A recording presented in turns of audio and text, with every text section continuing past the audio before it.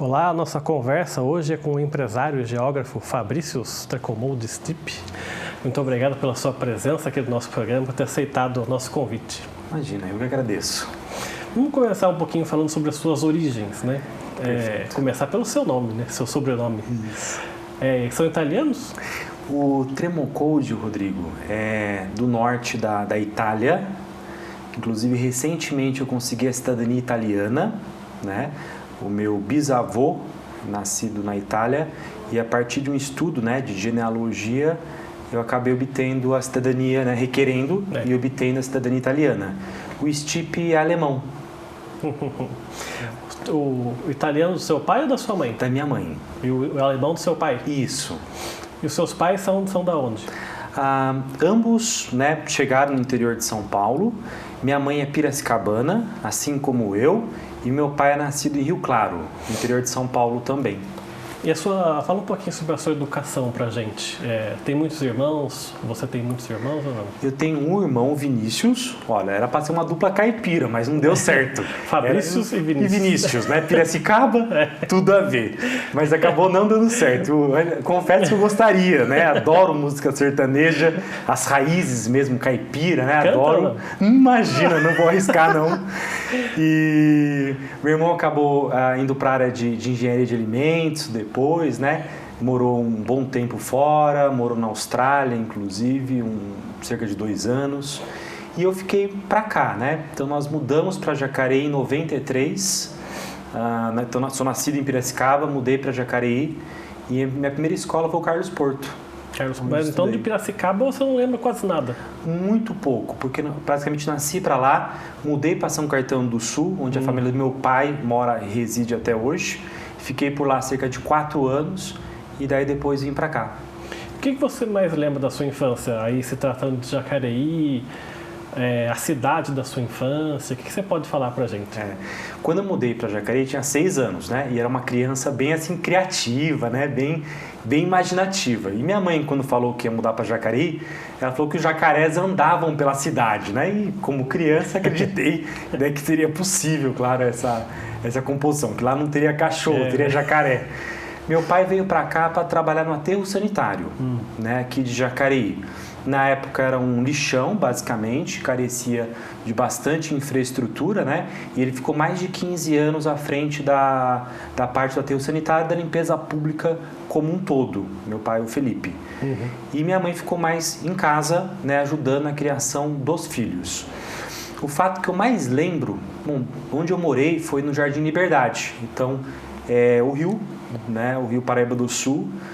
Já morava acho no 3º andar, né? Então dava uma vista bonita para o Rio Paraíba do Sul.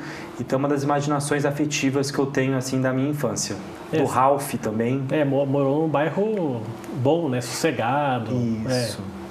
E que tipo de educação seus pais deram para a dupla sertaneja, Fabrício e Vinícius? Uma educação rígida ou de mais liberdade? O que você pode falar? Inclusive é um ponto muito bacana, porque eu tô com a experiência de ter um bebê em casa, né? Então eu tô, de certa forma, a gente vai revivendo, rememorando, né? E tentando acertar mais do que errar. É muito difícil a criação de um filho, né? Para o pai, para a mãe, enfim, exige demais, Rodrigo. Eu acho que essa noite eu dormi 2 horas, assim, picadas, né? Enfim, criança pequena, né? O Giuseppe hoje está completando quase 7 meses, né? E é normal, tá nascendo dentinho, dá trabalho, né? Os meus pais fizeram, principalmente minha mãe, muito atuante, fez uma educação livre de qualquer aparelho eletrônico. Então, nós não tínhamos acesso à TV, né, videogame. Então, ela fazia uma educação muito assim na base da construção. Então, as brincadeiras de antigamente, nós dormíamos antes do Jornal Nacional, acordávamos 5h30 da manhã, né? Aí começava toda uma brincadeiras, né, que a gente fazia. Então a gente brincava de vendinha, brincava de carrinho. Então minha mãe nunca buscou, Rodrigo, promover nada digital. Então ela gostava muito desse aspecto criativo, lúdico. Não deixava assistir desenho animado violento, nada. Nem TV. Nós não fomos habituados a assistir TV. Então assim, e em casa, né, o que tinha acesso bastante era jornal. Então, meu pai assinava 5, 6 jornais diferentes, né? Livros, jornais, então nós sempre tivemos estímulo à leitura. Então, minha mãe deixava muita leitura acessível para nós. Então, foi uma educação, eu acho que diferente, né? Eu estou hoje com 35 anos, estamos falando década de 90, então não estamos falando tão para trás, né? E foi uma educação, eu acredito que rígida, sim, tá? Mas com muita brincadeira, com muita diversão. Você falou do seu filho, né, o Giuseppe. Isso. Lógico que ele ainda é muito pequeno, mas tem algum momento que você se vê igual ao seu pai ou igual à sua mãe no trato com o seu filho? Olha, aquela máxima de que quando a gente vai amadurecendo, a gente fica mais parecido com os nossos pais do que nós gostaríamos. Não porque nós não gostaríamos de ficar parecido com a mãe e com o pai. É muito porque a gente acredita que tem uma identidade completamente diferente, né? Naquela adolescência, no início da vida adulta, né? A gente fala, eu sou bem diferente do meu pai e da minha mãe. Mas eu acho que não, eu acho que tem bastante elementos em comum, assim, sabe? Eu vou tentar, até os 2 anos, não permitir o acesso de nenhuma tela, nem tablet, nem musiquinha, nem desenho. Então, ontem eu comprei um caminhãozinho de madeira para ele, né? Eu não tenho certeza, como educador, que a educação tecnológica ela é importantíssima. A revolução 4.0, daqui a pouquinho é 5.0, 6.0, enfim. O metaverso, internet das coisas, tudo isso um pouquinho para frente, Rodrigo. Eu estive fazendo um painel de especialistas e eu conversei com 9 diferentes especialistas do Brasil, né? Nomes bastante renomados, inclusive a Poliana Gama, lá de Taubaté. E ela fez uma imersão no Vale do Silício e ela me contou, Fabrício, o pessoal do Vale do Silício não quer e procura para os filhos escolas que não tenham tecnologia. Olha só que o Vale do Silício, o lar das startups, todo mundo tecnológico, eles procuram o quê? Escolas onde tem um estímulo a plantar, né, a brincar. A que ponto chegamos, né? Até o excesso de tecnologia faz com que as pessoas procurem o nada, né? Digamos assim. Isso, né? Principalmente nesses primeiros anos, porque é justamente quando está se formando, né, as emoções, a afetividade, quando de fato a criança está começando a desenvolver o aspecto criativo. E a tela em excesso, né? Eu sou um pouco radical. Tem alguns pedagogos, alguns médicos que recomendam poucos minutos diários. Eu prefiro, nesses 2 primeiros anos, tentar deixar não. Então, para justamente estimular, sabe? A caráter afetivo, a criatividade nele, por acreditar nessa neoplasticidade, a capacidade que o cérebro tem para criar conexões afetivas. É claro que depois dos 2 anos eu vou procurar pequenas imersões de no máximo 15 minutos até os 5, 6 anos. Isso é o que eu julgo como ideal, né? Eu e minha esposa, nós optamos por essa criação e vamos sentar, porque é difícil. Porque chega uma hora que não tem jeito, né? Mesmo que você queira, não adianta mais. Sim, verdade. E falando dos seus pais, a característica de personalidade. Hoje em dia, você com 35 anos, no que você acha que você é parecido de personalidade com o seu pai e também parecido com a sua mãe? A minha mãe, ela é uma pessoa assim, muito crítica, muito observadora, tem uma opinião forte, tá? O que falta nela um pouquinho é escuta ativa, o que eu estou buscando aprimorar enquanto Fabrícios, né? Escutar mais as pessoas, porque a gente, na vida inteira, aprende a ser bom orador. Né? Mas escutador, no Brasil não tem um curso de escutatória, né? Agora curso de oratória, né? A cada 3, 4 esquinas você encontra um curso de como falar bem em público, mas como escutar bem é rara essa característica. Então o lado positivo da minha mãe eu carrego, esse lado um pouco negativo também. Meu pai é uma pessoa que gosta muito de política, não a política partidária, mas a política, gosta muito da economia, de entender um pouco o mundo, é um pouco cético, é crítico, e ambos são reservados, né? Então ambos são caseiros. Eu tento não ser tão caseiro, eu tento me expor, eu tento ir a vários eventos, participar mais da vida social, né? Os meus pais são bem mais caseiros, inclusive quando eles vão em casa acho que isso veio um pouquinho do alemão. É assim, minutos, passou 1, 2 horas, vamos embora. Eu falei, não, pai, mas acabou de chegar.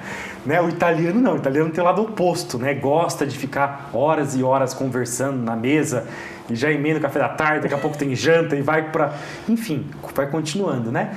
Então eu acho que esse lado um pouco mais de gostar de ficar em casa, eu também carrego deles. Mas é algo que eu também venho buscando aprimorar, porque é importante nós estarmos, né, na sociedade, vivendo em sociedade. Você falou que a sua formação na sua casa tinha muitos jornais, né? Muitos livros também.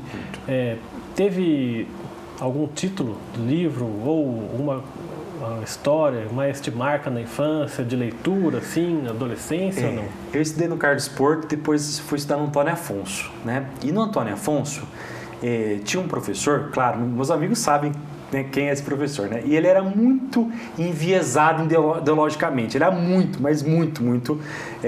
No caso, ele era petista, né? E era assim, muito, muito assim, apaixonado. Para variar, né? De professor.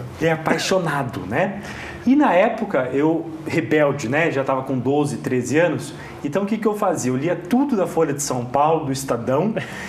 E ele dava uma aula, vamos falar matéria, enfim, a português. E daí, no caso, era uma aula muito maçante, né? Aquela gramática um pouco mais antiga, excelente professor. Oração subordinada, substantiva, adverbial, enfim, todas aquelas orações lá.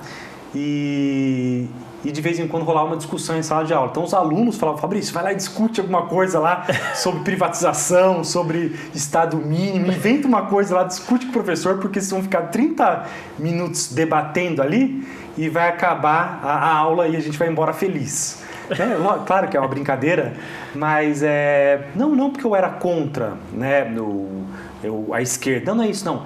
É porque se ele fosse talvez direita, eu faria o contraponto da esquerda. Era divertido ser oposição, né? Independente de que lado ele fosse. Sim, até mesmo para explorar, né, uma parte de aprovação, digamos, enfim, não sei.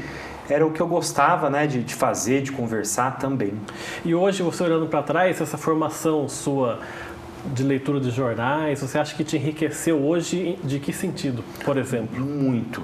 Porque assim, quando eu saí eu fiz todo o fundamental, né, 1 e 2, no Carlos Porto, no Antônio Afonso, e depois eu fui fazer meu ensino médio e fui fazendo ângulo, aqui em Jacareí, na Ramira Cabral. E lá eu me deparei com um universo muito diferente, porque eu vim de 2 escolas, né, que são um pouco, não tem aquela pegada, né, de Olimpíadas Científicas, de vestibular, não tem. Era mais construtivistas, no caso, né.